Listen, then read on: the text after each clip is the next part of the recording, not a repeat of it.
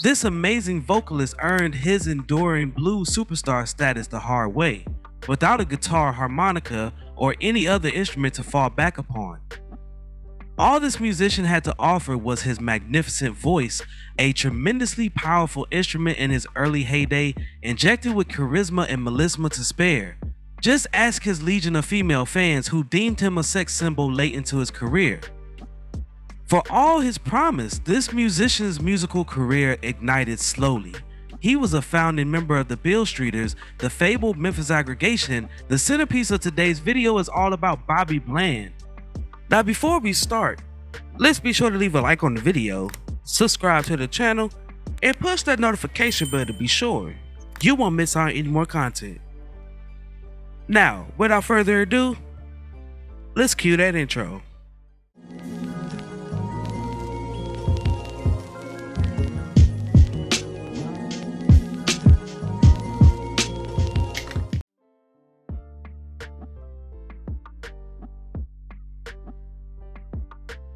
Born Robert Calvin Brooks in the small town of Barrettville, Tennessee, his father J. Brooks abandoned the family not long after Robert's birth. Robert later acquired the name Bland from his stepfather, Leroy Bridgeforth, who was also called Leroy Bland. Robert dropped out of school in 3rd grade to work in the cotton fields and never graduated from school.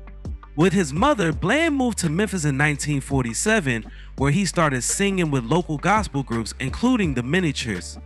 Eager to expand his interests, he began frequenting the city's famous Beale Street, where he became associated with a circle of aspiring musicians, including B.B. King, Roscoe Gordon, Junior Parker, and Johnny Ace, who collectively were known as the Beale Streeters.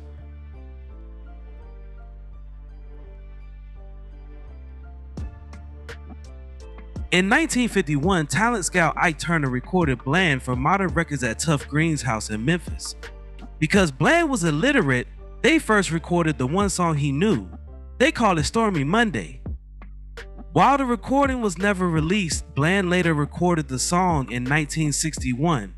Turner backed Bland on piano for his first 2 records, which were released under the name Robert Bland. Between 1951 and 1952, Bland recorded commercially unsuccessful singles for Modern and Sun Records, which licensed its recordings to Chess Records. However, these records caught the attention of Duke Records. Bland's recordings from the early 1950s show him striving for individuality, but his progress was halted for 2 years while he served in the U.S. Army, during which time he performed in a band with the singer Eddie Fisher.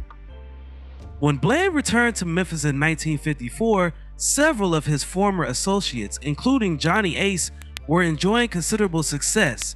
He joined Ace's Review and returned to Duke Records, which was then being run by the Houston entrepreneur Don Roby.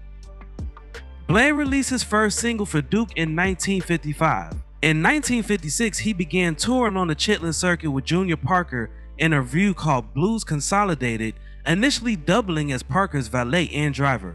He began recording for Duke with the band leader Bill Harvey and the arranger Joe Scott, asserting his characteristic vocal style, and with Harvey and Scott beginning to craft the melodic big band blues singles for which he became famous, often accompanied by the guitarist Wayne Bennett. Unlike many blues musicians, Bland played no instrument.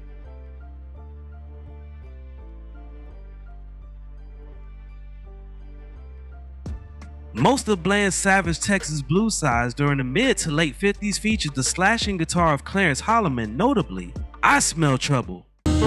People talk about me both night and day. I Don't Believe.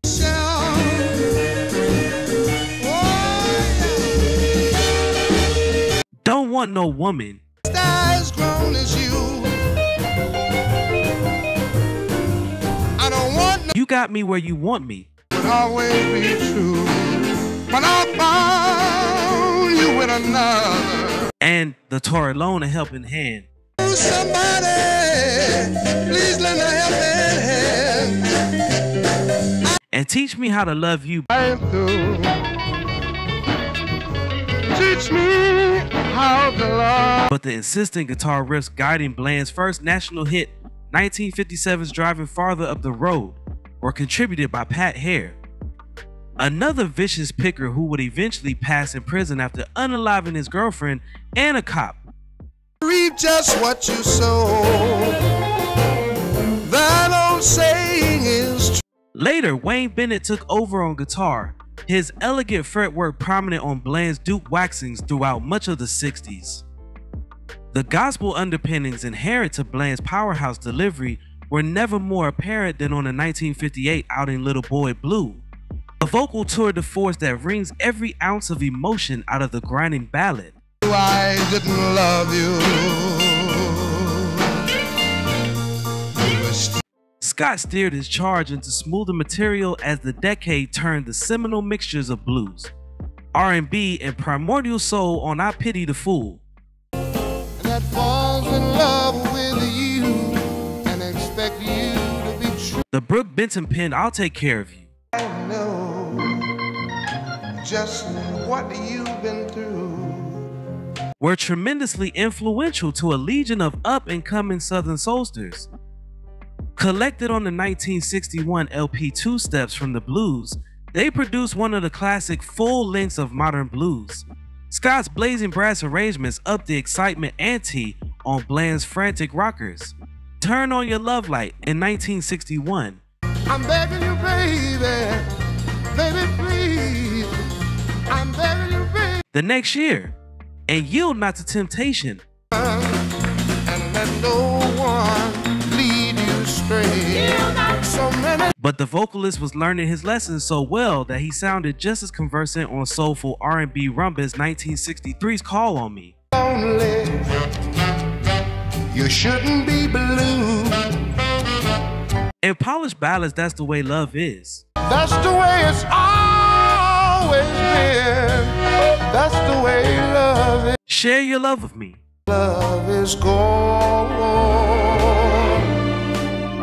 but it's bad. As with an after-hours blues revival of T-Bone Walker's Stormy Monday Blues that proved a most unlikely pop hit for him in 1962. Well, there ain't nothing you can do. Electric lights go out, but I can't. Ain't doing too bad. My conversation is so strong, I ain't doing too bad. No. And Poverty.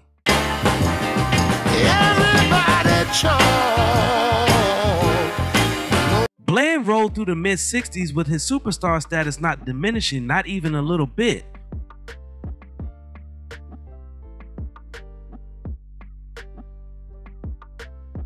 Financial pressures forced the singer to cut his touring band, and in 1968 the group broke up. He suffered from depression and became increasingly dependent on alcohol. But he stopped drinking in 1971. His record company, Duke Records, was sold to the larger ABC Records group.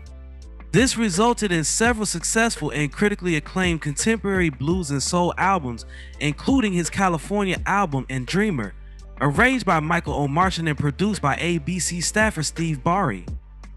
The albums, including the later follow-up in 1977, Reflections in Blue, were recorded in Los Angeles and featured many of the city's top session musicians at the time. The first single released from his California album, This Time I'm Gone for Good, took Bland back into the pop top 50 for the first time since 1964 and made the R&B top 10 in late 1973. The opening track from Dreamer, Ain't No Love in the Heart of the City, was a strong R&B hit. Ain't no love, and it's shown off for pity. A version of it was released in 1978 by the hard rock band Whitesnake, featuring the singer David Coverdale. Much later, it was sampled by Kanye West on Jay-Z's hip-hop album The Blueprint. The song is also featured on the soundtrack of the crime drama The Lincoln Lawyer starring Matthew McConaughey. The follow-up, I Wouldn't Treat a Dog, was his biggest R&B hit for some years, climbing to number 3 in late 1974, but as usual, his strength was never the pop chart. I was good, Lord. All of your loving was the same. Subsequent attempts at adding a disco flavor were mostly unsuccessful. A return to his roots in 1980 for a tribute album to his mentor Joe Scott, produced by music veterans Monk Higgins. An Owl Bell resulted in the album Sweet Vibrations.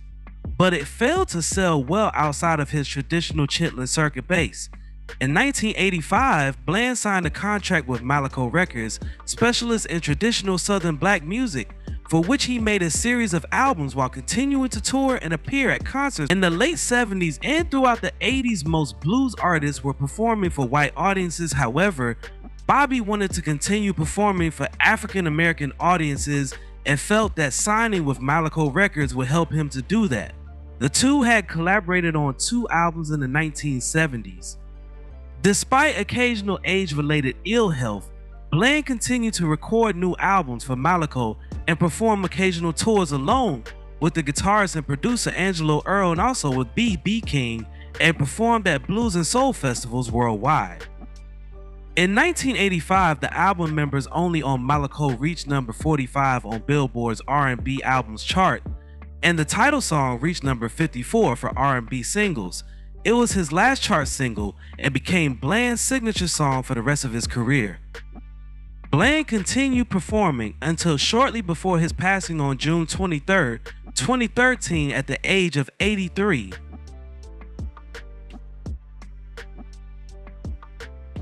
Throughout his career, he was nominated for 7 Grammy Awards. In 1981, Bland was inducted into the Blues Hall of Fame, also winning the Rhythm and Blues Pioneer Award in 1992. That same year, he was inducted into the Rock and Roll Hall of Fame. In 1997, Bland won the Grammy Lifetime Achievement Award along with the Rhythm and Blues Foundation Lifetime Achievement Award that next year. In 2012, Bland was inducted into the Memphis Music Hall of Fame, also being inducted into the National Rhythm and Blues Hall of Fame in 2021.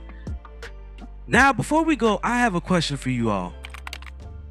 What is your favorite song from Bobby Bland?